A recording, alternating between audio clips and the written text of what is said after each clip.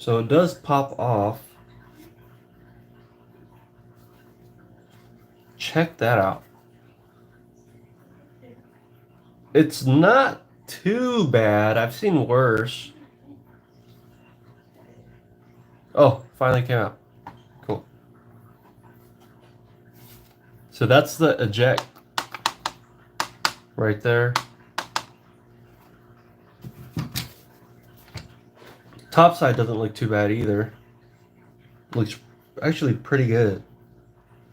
Might just dust it off really quick, but that's definitely not bad. All right, let me go ahead and take off the remaining screws. And first off, I want to start off with the power.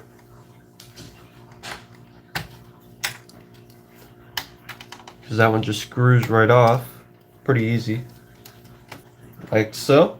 Could use some work on the soldering. But it's alright, I guess. Let's see what else. There's a lot of screws that are connected to the board.